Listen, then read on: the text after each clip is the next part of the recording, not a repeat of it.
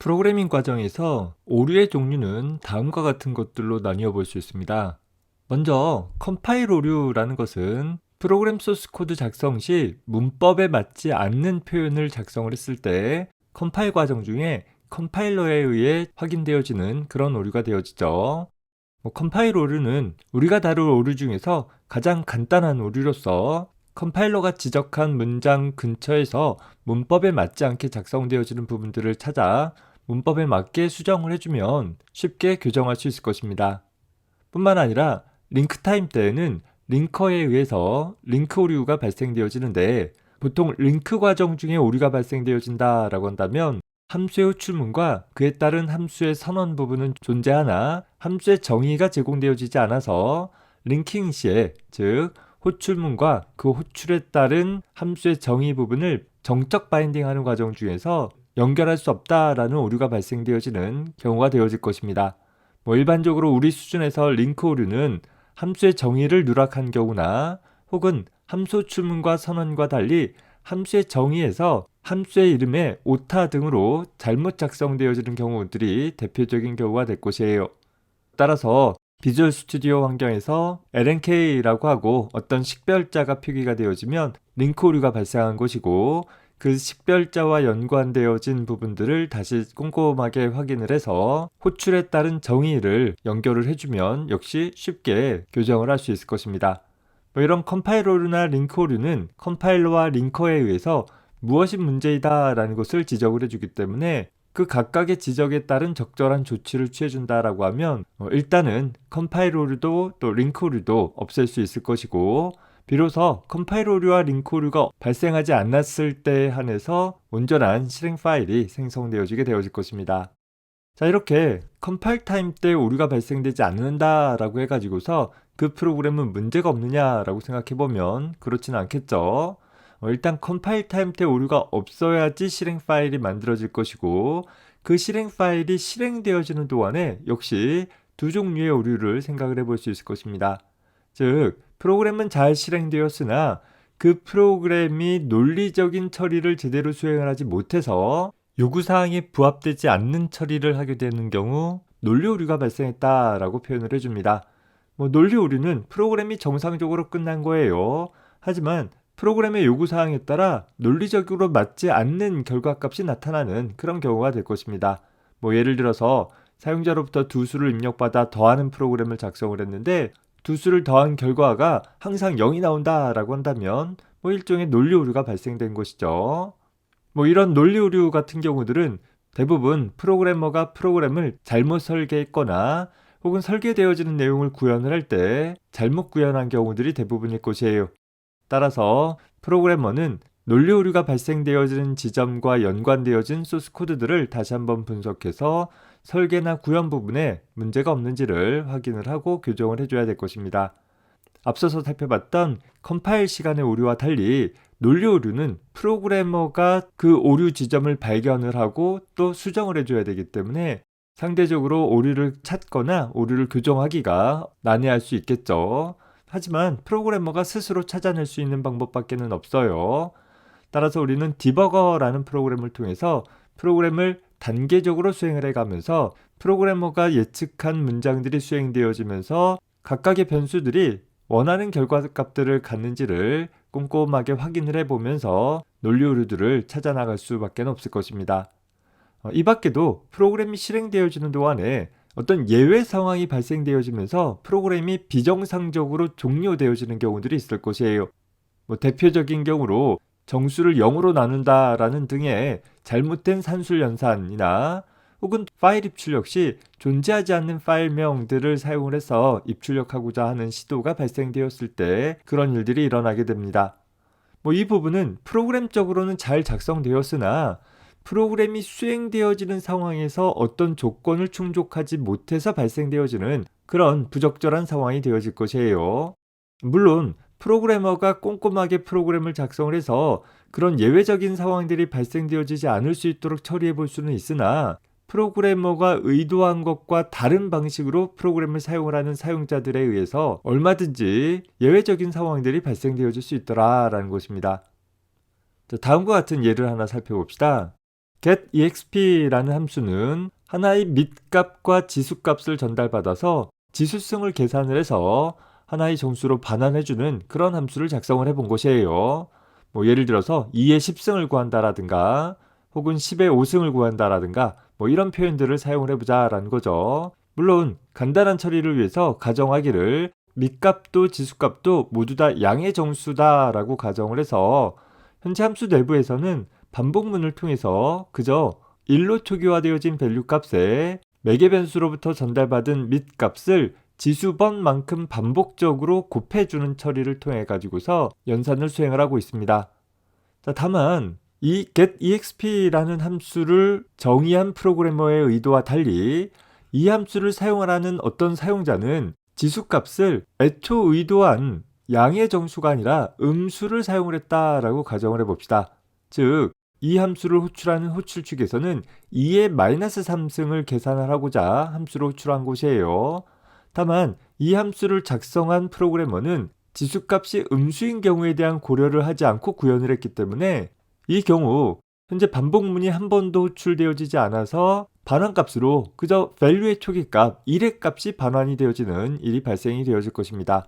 즉 2의 마이너스 3승이 8분의 1의 값이 아니라 1의 값을 갖는 논리적으로 맞지 않는 부적절한 상황들이 발생이 되어지고 있는 것이죠. 더불어서 그런 부적절한 일이 일어났음에도 불구하고 프로그램은 함수 내부에서도 함수 출축에서도 어떠한 문제 없이 마치 정상적으로 연산을 처리하고 그 결과를 출력한 형태로 프로그램이 잘 끝나게 되어지는 것입니다. 자, 이렇게 예외 상황에 대처가 없는 코드가 실행되어지는 경우에는 때때로 논리적인 오류가 발생되어지는 프로그램이 되어지기 십상이더라 라는 것입니다.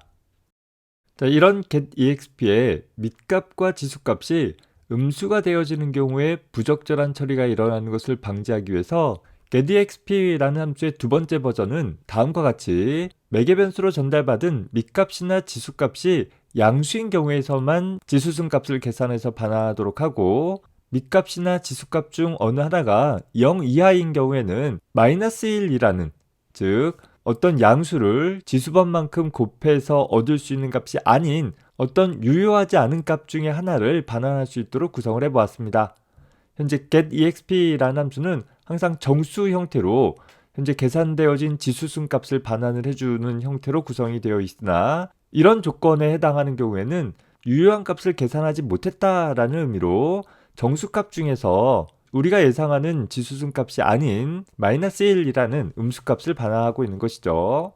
자, 따라서 함수 호출 측에서는 getExp라는 함수를 호출하고 반환되어지는 그 반환값이 음수 1인 경우에는 부적절한 상황으로 계산을 수행을 하지 못했구나 라는 의미로 오류 메시지를 출력할 수 있도록 한 것이고 오로지 반환값이 음수 1이 아닌 경우에 한해서만 유효한 계산값이구나 라고 간주해서 계산 결과를 출력할 수 있도록 구성을 해본 것입니다.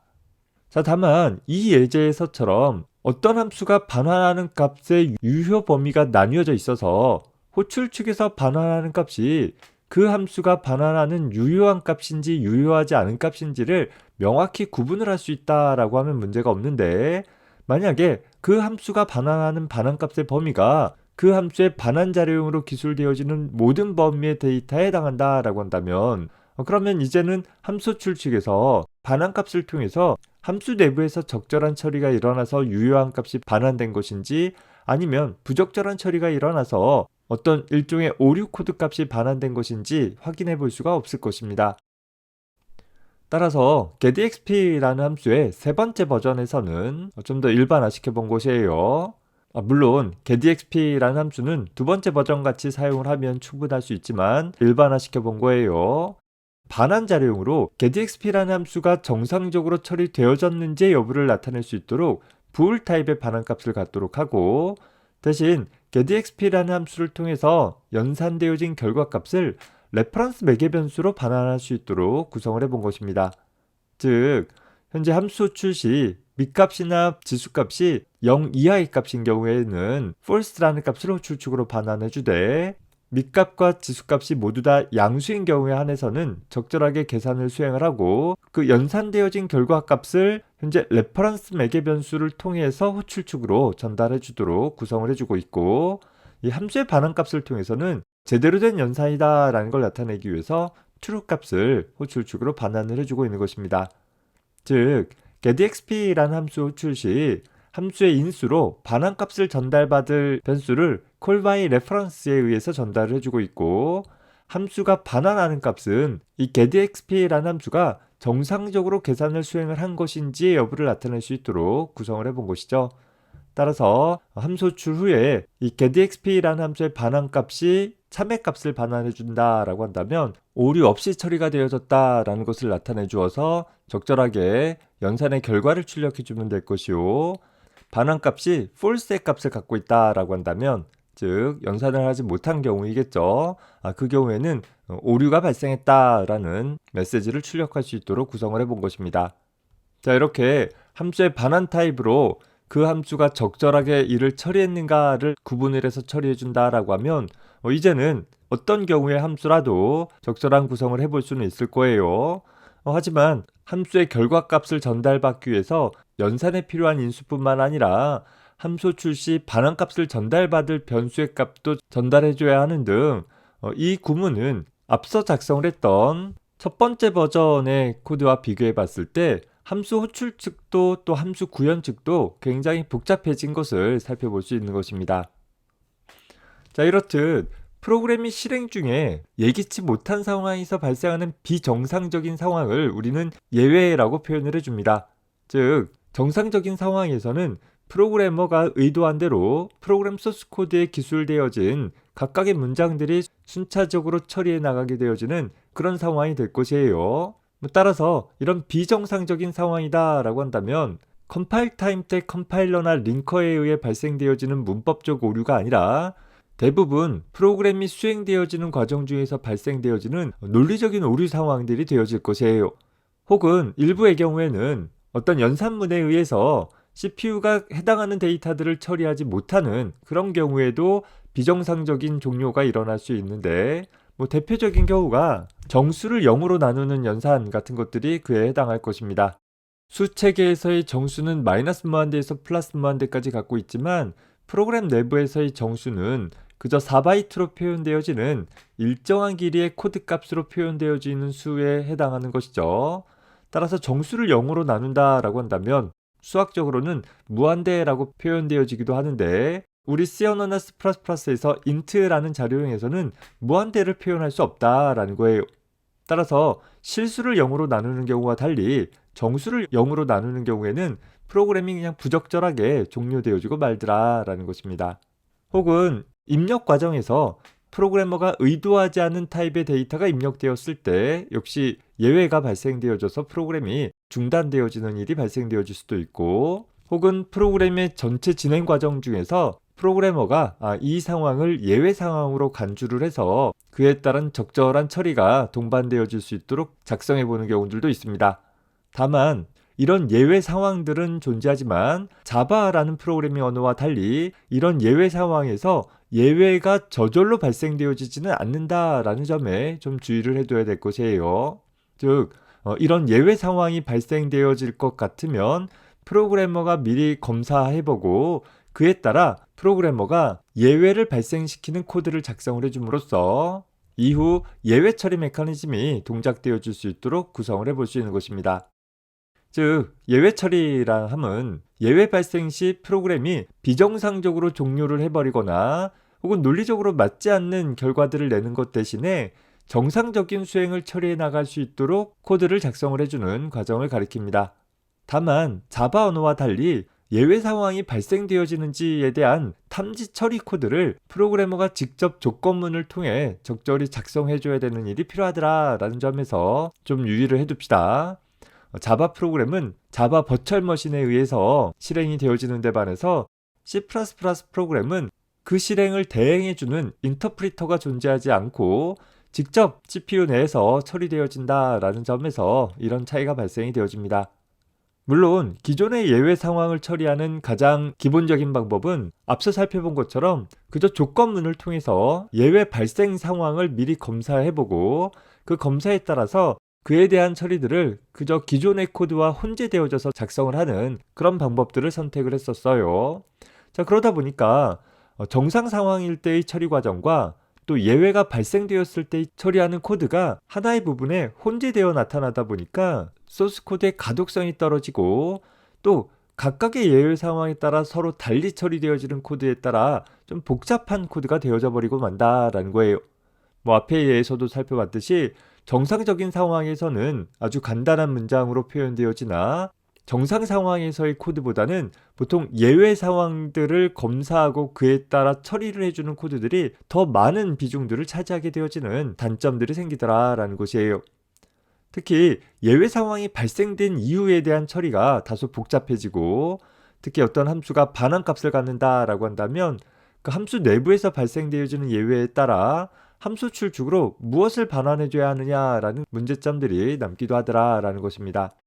따라서 이런 부분들을 좀 더 명확히 구분을 하기 위해서 대부분의 객체 지향 언어에서는 예외 처리에 대한 별도의 문법들을 제공을 해주고 있고 그 예외 처리 메커니즘을 통해 가지고서 정상 상태의 코드와 예외 상황의 코드를 구분을 하고 또 예외 상황도 각각의 예외 상황별로 별도로 구분을 해서 좀 더 명료하게 소스 코드를 기술할 수 있는 방법들을 제공을 해주고 있습니다.